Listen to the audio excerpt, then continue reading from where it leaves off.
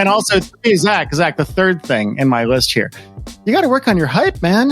You got to work on your hype. Introduce somebody. You got to be like Mr. Moneyfingers fucking Haddad, legendary copywriter. Even though he's not dead, over $500 million worth of sales. The only copywriter Jeff Walker ever hired in his entire career whose copy he actually used. Known as Michael Fury, internationally known relationship expert who has appeared on the Rachel Ray Show, and a man who for a few years there was wearing really, really tight pants, but we don't talk about it.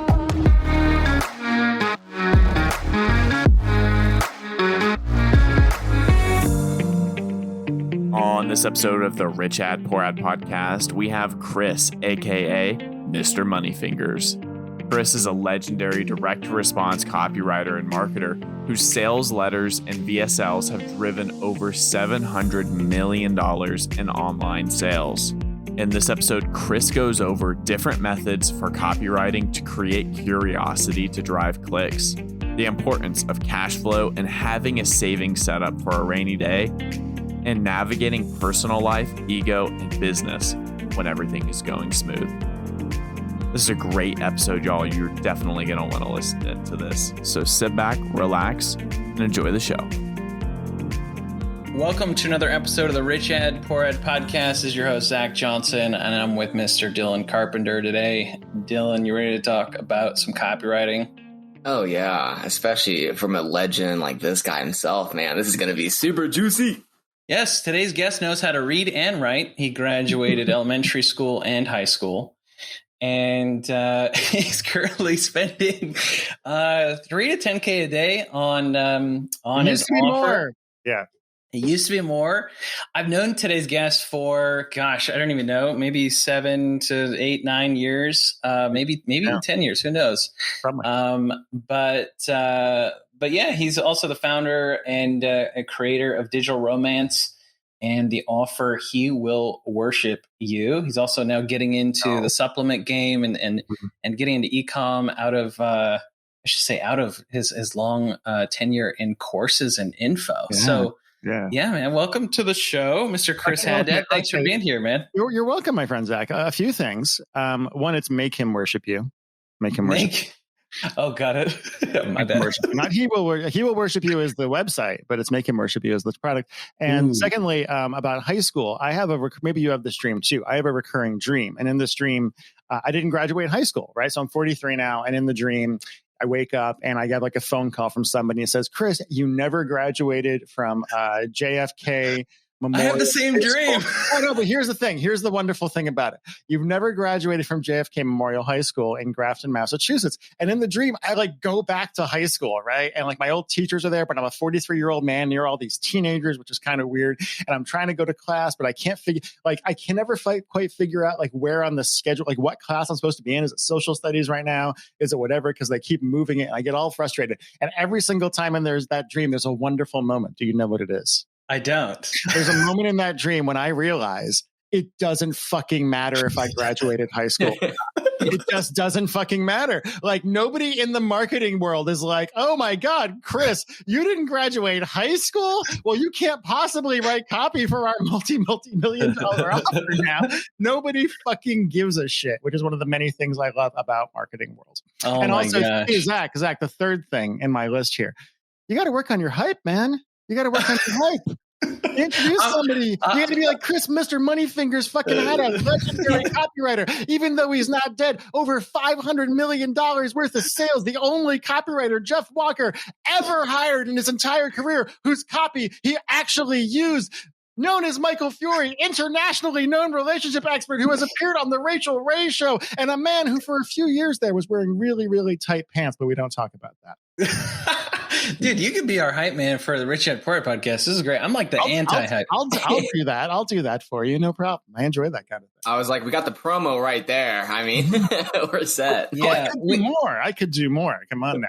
No, I mean, like the cred is legit here, and that's why I feel like you've been the longest standing guest that I've tried and failed to get on the show, Chris. I think it's maybe going on a year, maybe 9 months. I don't know, but dude, I work in dating. You don't want to give in too quickly. And I will say, last week was your fault.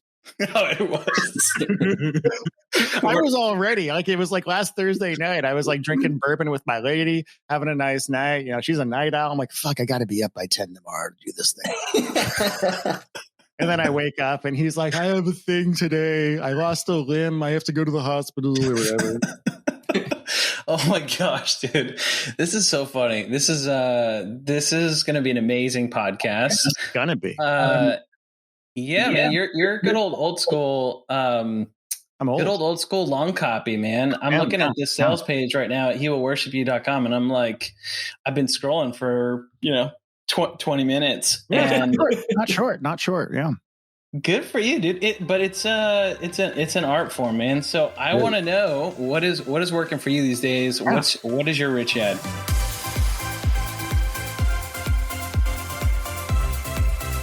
Okay, so let me talk about this for a minute. So this product, He Will Worship You, Make Him Worship You, is a product I came up with, I think, like 3 years ago.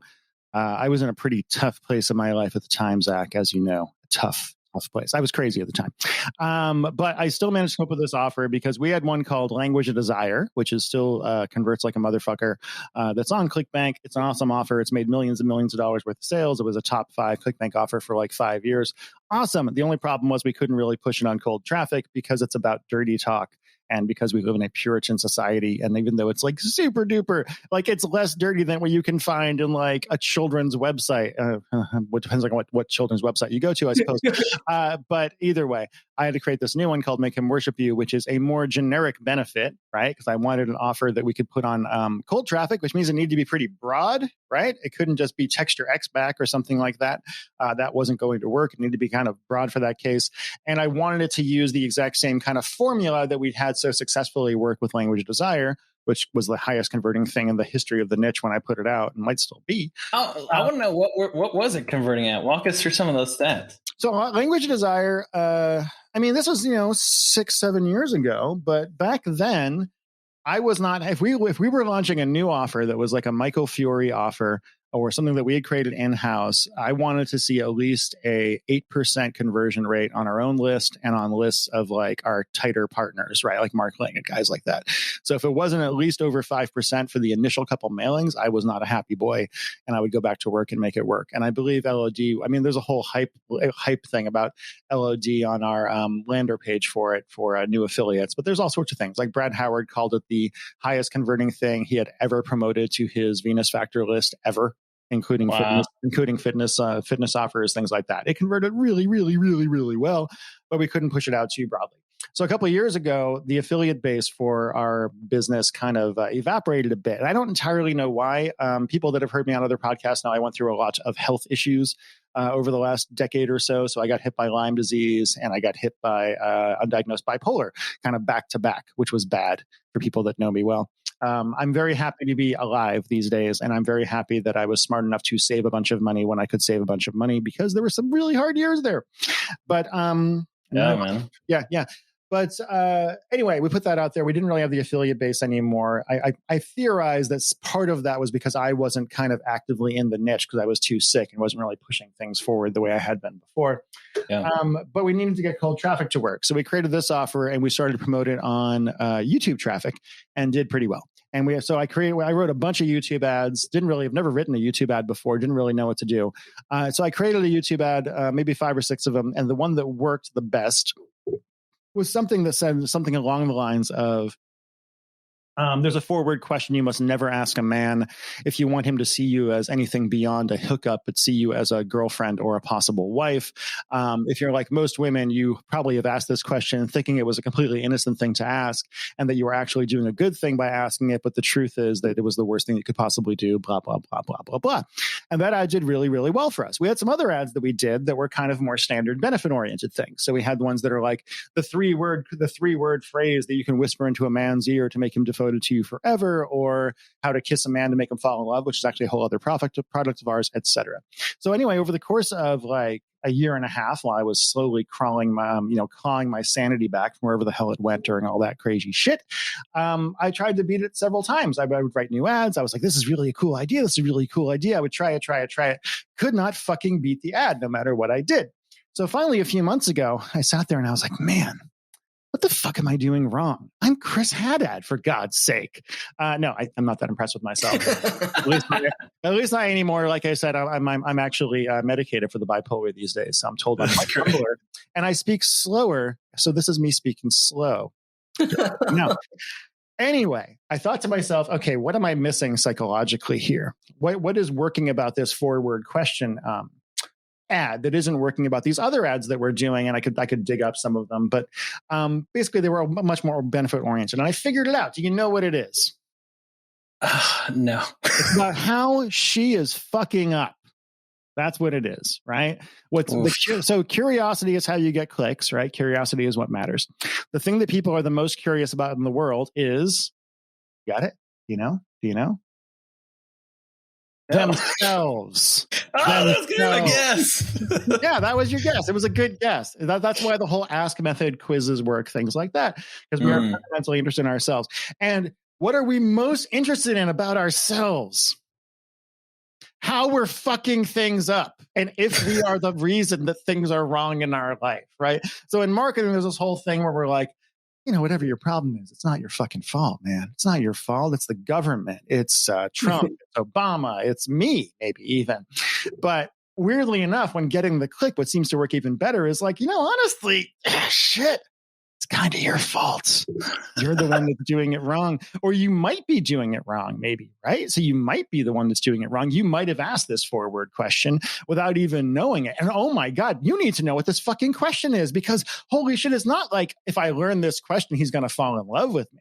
It's like, fuck, have I been asking this question my entire life and this is the reason that I'm single? Could that be it? So that anxiety is what really drew them to get the click. And weirdly enough, like the ad that works the best for us is actually my voice in the YouTube ad. So me saying, here's the forward question. And then they go to the VSL and it's a woman's voice, and Michael Fiore is not mentioned in any way for 10 or 12 minutes into the video. Or maybe it's like 5 or something like that. We don't know if that works. So anyway, I thought to myself, I guess what I need to do is figure out more things they might be terrified they're fucking up, right? And I was like, well, what could they be? So I did a whole ad about like, God, like how to kiss a man, the kiss you might be giving a man to push them away. I did one about like, why a man looks at other women, and could that be about you? That's a big one. That's a big, big paranoia thing, etc. But the one that is working the most is about, can you guess the topic? What is the thing that women are the most terrified of being bad at? Finally, you get one. Holy shit. Are you guys married? Do you even know women in your life? Like, what the fuck is this shit? I'm barely getting by. Dylan barely getting by. Dylan looks like the youngest of us on this call by far, because I am ye old Methuselah, and Zach just kind of looks that way from, I don't know, playing too much golf. I don't get it. But yes, sex. Sex is the thing, right? Of course it is. So let me read you the ad. It's templated after the other one. Let me just read you the ad that I wrote that is doing the best for us, that we were scaling up to 300-400 sales a day. And then the iOS 14 thing came and ate our testicles. Okay, so here it is. There's one simple sex mistake you must never make when being intimate with a man if you want him to see you as girlfriend material instead of just another notch on his bedpost. Do you know what this simple mistake is? As a woman, it'll probably seem completely innocent to you. But as a guy, I can tell you that when a woman does this in bed, it takes all the wind out of our romantic sails, no matter how we felt about a woman before she did it. And if you've ever had a guy pull away from you when you wanted nothing more in the world than to have him pull you closer, it's probably because you made this sex mistake without even knowing it. In fact, if you've ever read Cosmo or advice columns written by a woman, you probably thought doing this was a good thing, even though you couldn't be more wrong. So do you know what this sex mistake is? Let me give you a hint.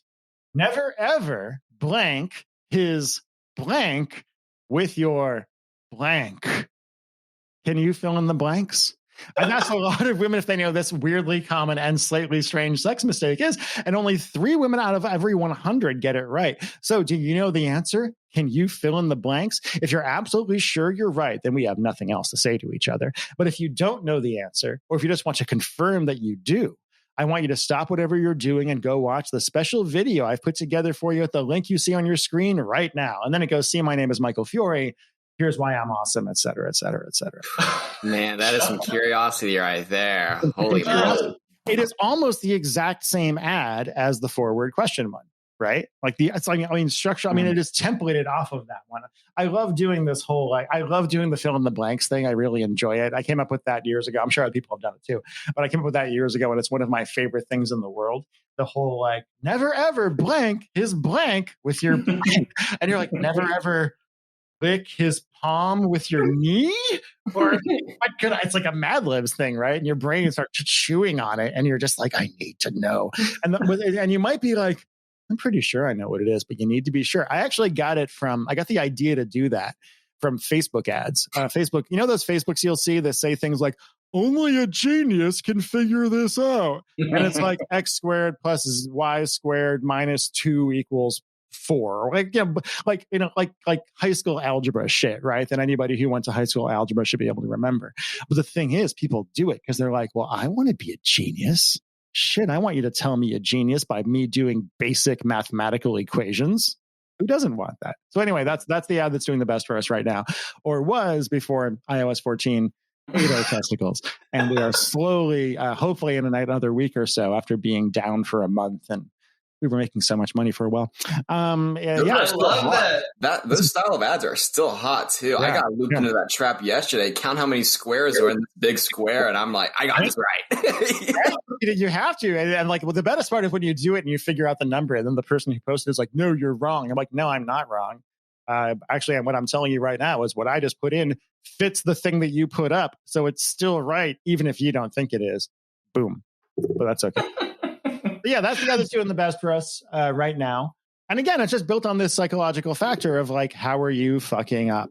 How are you the one that was responsible for the problem that you're in? And it creates that tension. And then, of course, when they get to the product, we're like, it wasn't really your fault. It wasn't your fault. You didn't know any better. Why would you know better? Nobody has told you the truth about this. Cosmo has been lying to you for years and years and years. Tangentially, one more thing before I let you guys talk. One of my favorite, we get a lot of questions to Michael Fiore in my business. We get people that write us and they ask him questions, and they ask all sorts of things. They say things like, should I fuck my boss? And I usually say no. That's usually a bad idea. And other things like that. My favorite, though, is one woman who wrote in. It was about her boss. And she said, why would my boss have sex with me if he doesn't want to leave his wife for me? And I was like, because he wants to have sex with you. It just did not make any sense to her whatsoever that those two things would be separate, when it's because you're 25 and he's a 50-year-old dentist who does not feel respected by anyone in his life, and you're willing to do this with him. That's why. So that was your free romantic advice for the day. Oh my God. Now we're accomplishing so much on this podcast. Totally. Yeah. Now, to go to the marketing side of it. Oh, sure. Yeah. With that winning ad, how long? Yeah, what a transition. How long does that ad actually work when you're kind of scaling it that rapidly? When you find that winning ad on YouTube, for example, is it something that'll go for months, or are you interchanging it pretty often? Well, I would say that we should, our original one, the forward question one, we should have been refreshing that much more often. But like I said, I was I was dealing with some personal issues, as they say, and we didn't really have a copywriter in-house that could kind of pull the weight for that. So, ideally, the guys that are doing huge numbers on e-com and shit, they're doing new ads every week, right? They're just cycling and cycling and cycling. If we're doing enough traffic, enough volume, we'll be doing new ads more often, and I'll be pulling what hair I have left on my chest, I suppose, out in order to figure it out. But that forward question one, we ran that successfully and profitably at, smaller volume, but still profitable for 2.5 years, right? Which is insane. We should have been, but again, I just couldn't fucking beat it until I figured out some new stuff. I think we have 2 or 3 that are actually beating it right now. We should have a new segment of the show, Dylan, which is longest lasting ad. That's not a bad idea. Yeah. It'd probably be pretty tied to the Rich Ed segment. Yeah, we'll make it like an endurance thing. Yeah, the endurance. Yeah, whose ad works the longest? Yeah, that's 3.5 years later. I forgot to pause it. This episode is brought to you by Funnel Dash's Ad Card, the only charge card exclusively for your digital ad spend. And if you're an ad agency that manages 7 or even 8 figures a year in media and ad spend for your clients, and you're looking to double your profits over the next 6 to 12 months, then check out Ad Card. See, the typical agency model is this. You charge 10% of your spend, you make 10 to 20% margin. at the end of the day. So that's really 1 to 2% of your client's spend that is profit in your business. The easiest way to double that is to really find a way to earn in that 1 to 2% cash back of the card that is on file of your client's ad account. And before ad card, what you had to do was invoice all your clients for their ad spend up front, which is really difficult on a cash flow basis and very difficult ask. And then you had to put the card on your own Amex or whatever card of choice to get that level of value back into your business. With ad card, it's entirely different and streamlined. You simply get your clients on ad card and make yourself the agency of record, and you'll get the cash back as long as you're managing the ad spend. It's a great way to double your profit without doing any additional work. Check it out at funneldash.com.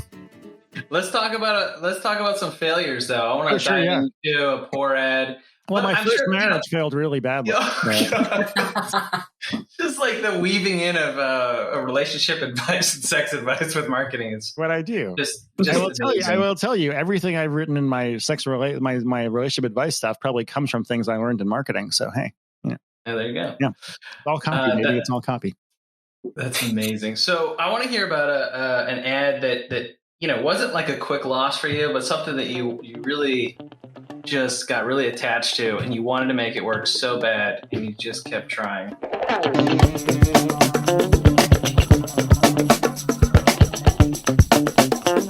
I've had offers before. So here's the thing: the why I have been successful copywriting wise and marketing wise is because I'm pretty creative, right? I think we'd agree on that. Yeah. I come up with ideas that most people don't come up with, plain and simple. Yeah. Most people aren't sitting around being like, let's create Text the Romance back or Make Him Worship You or any of the crazy fucking shit I've done over the years. I've written some really wacky ads, things like that. The problem with that is you can get real impressed with yourself real quick. Right? Like you can have, say, what I had in the years ago, which was like 6, 7, 8, 9, 10 things I launched back to back that all did fucking amazing. And all of a sudden I'm making millions of dollars a year and blah, blah, blah. And then you're like, man, people tell me I'm fucking incredible at this. I must be a genius, especially if you're bipolar and don't know it. Cause there you go.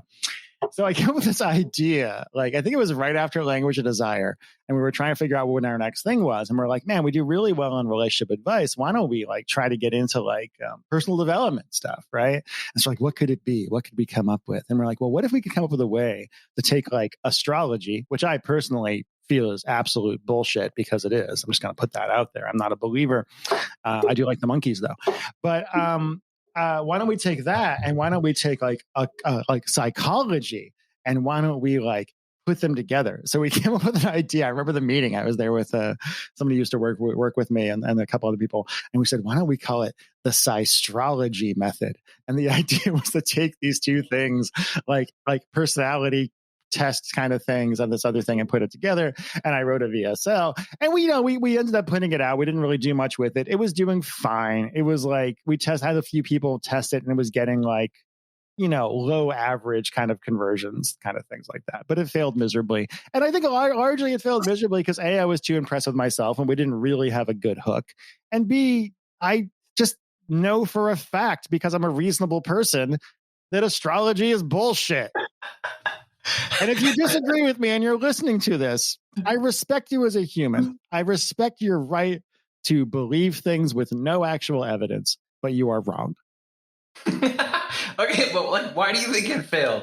I mean, besides astrology sucks and we don't believe in it. Yeah, no, I think it largely failed because I got too impressed with myself and didn't do the real research. I didn't really love the niche, right?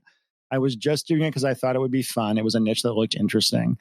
I'm not personally into it the same way I'm not personally into Forex trading, right? I'm just never going to write a Forex trading letter because I think it's boring as fuck and I don't want to, plain and simple, right? So I think that's a large part of it. And again, I think it was largely arrogance as well. I had been so successful back to back. And like I said, undiagnosed mental illness, that's a whole thing. And I just thought I could just be the cock of the walk and walk in there and just take over the way I had the relationship niche. And that isn't always true. And as you get older, young men, you will discover that. Well, I think that's pretty. I mean, like, what does that really mean, though? Like, when your ego somewhat takes over, it somewhat means like, hey, I think I can kind of, spin up an offer, use my salesmanship more than like actual, customer research, knowledge of the product, knowledge of the ecosystem and the competitors. Yeah. And the relevancy at the time. Where I really get into trouble, and I'm getting better about it now, is I fall into the trap of thinking that I'm so good at the copywriting thing, and I'm good at it. I'm good at it. It's what I do, that I can kind of write my way out of not really having a core, wonderful, big idea or a really good mechanism, right?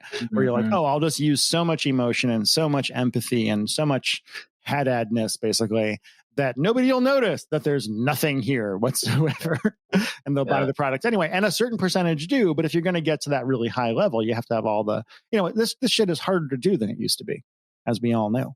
10 years ago, if we all knew 10 years ago, we know now, we'd all be retired because we had to get so much better at this over the last decade.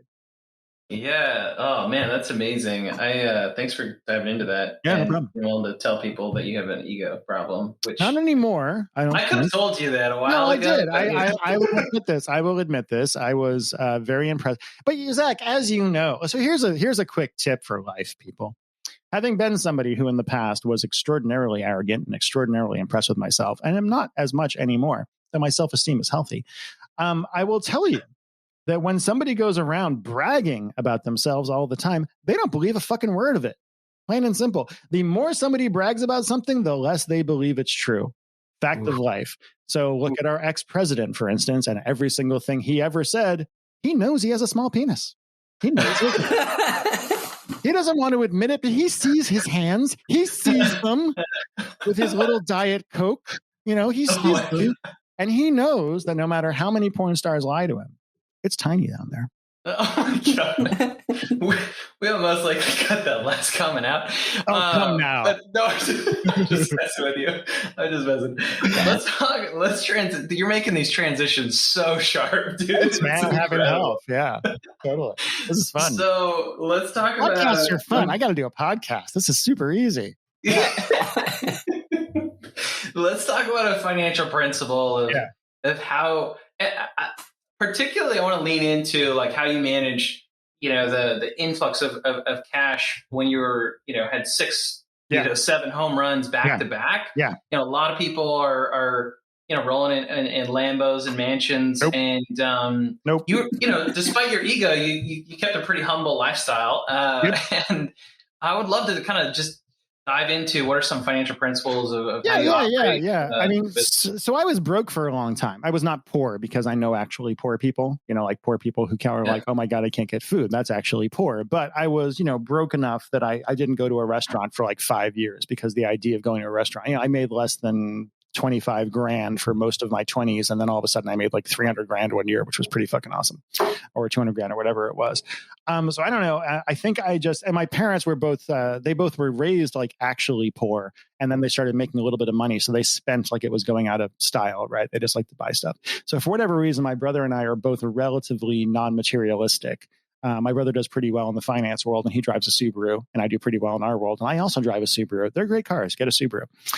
I don't know. When I started making money, my initial instinct was not to go out and, show off and get a big watch and a lot of other shit like that. My instinct was to save as much fucking money as I could because I knew from the beginning, having been in a car wreck that almost killed me and having dealt with a bunch of other stuff, winter is coming, motherfucker. I don't care who you are. I don't care. You know how it is, Zach. You see these kids a geek out who are 22 and they're smart. They're real smart and they work real hard. And man, they have no fucking idea what's coming, right? They have no idea whatsoever.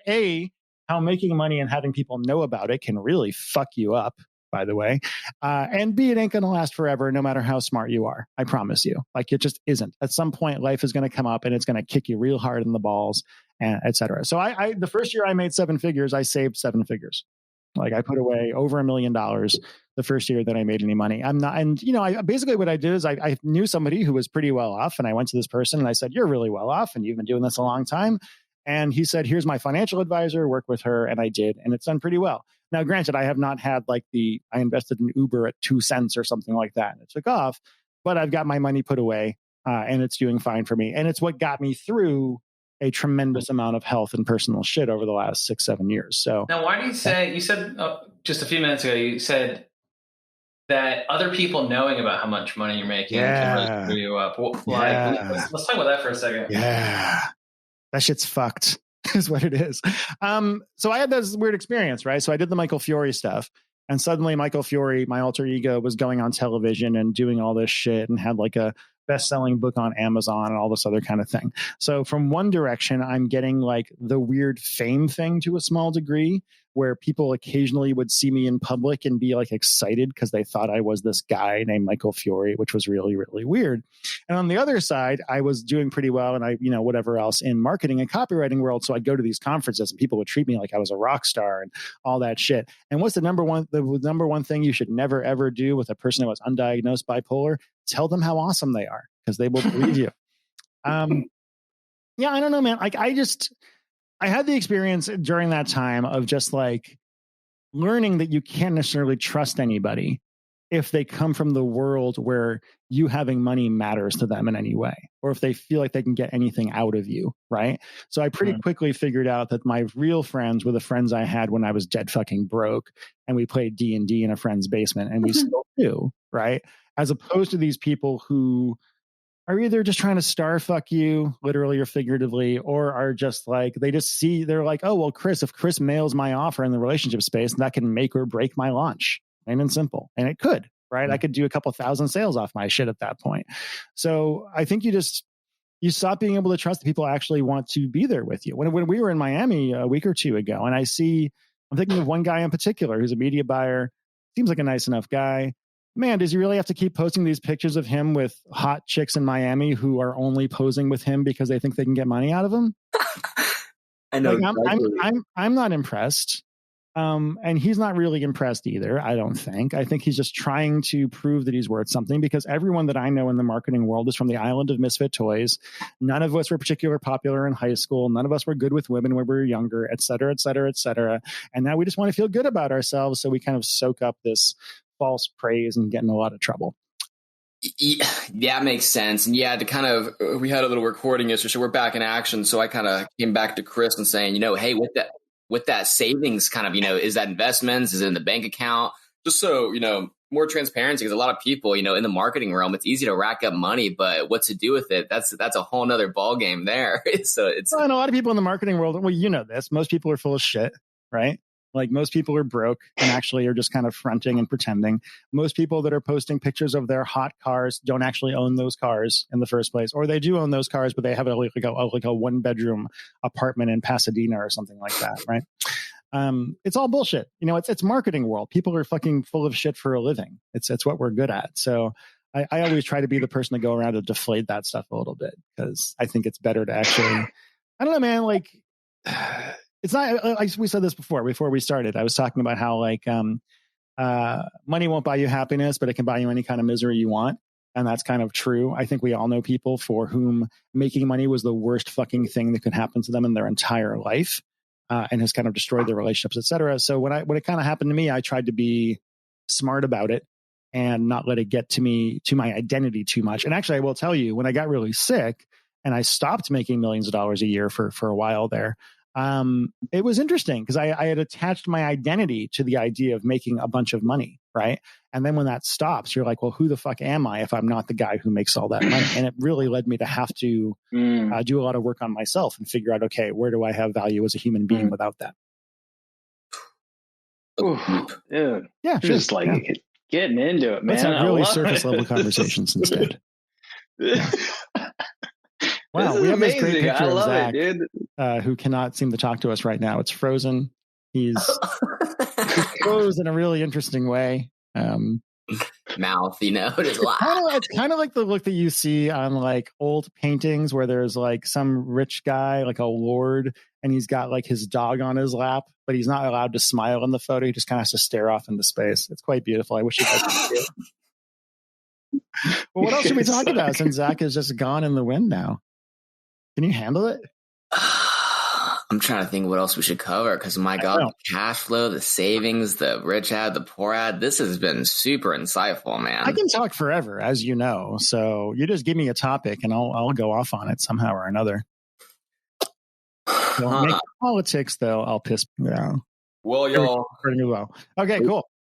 couple recording issues, but got to close it out strong. So the stuff I said while they weren't recording, though, was life-changing and would have made you each at least $17,000 in the next 24 hours. But it's gone, and you're never going to hear it now.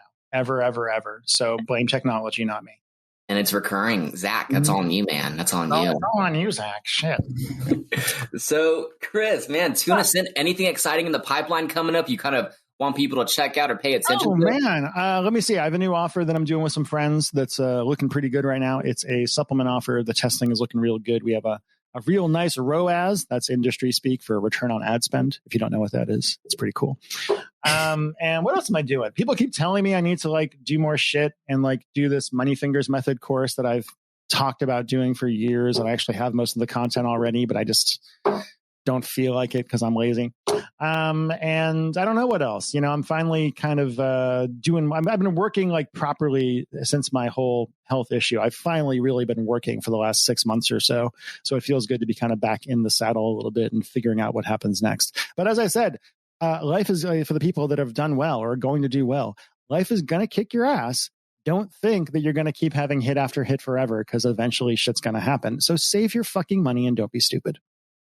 Oof. And how can people find you if they want to get in touch, Chris? Facebook's good. You know, just look for the guy with the mustache on Facebook. That's me. Chris dot. I think it's just Chris.Haddad on Facebook. There might be an M in there somewhere, but you can find out where. Hell yeah. Well, Chris, man, thanks for jumping on. This was super insightful and good conversation across the board. Yeah, totally. Yeah, anytime. Awesome. All right, cool, man. Thanks so much for listening to another episode of the Rich Ad Poor Ad podcast. If you're like me and listen to podcasts on the go ahead and subscribe on Apple Podcasts, Spotify, YouTube, and richadpoorad.com/podcast. And if you absolutely love the show, go ahead and leave a review and a comment, share with a friend. If you do, take a copy, screenshot of it, email me, Zach@funneldash.com, show me you left a review, and I'll give you a free copy of the Rich Ad Poor Ad book. To learn more about the book, go to richadpoorad.com. To leave a review, go to richadpoorad.com/review. Thanks again.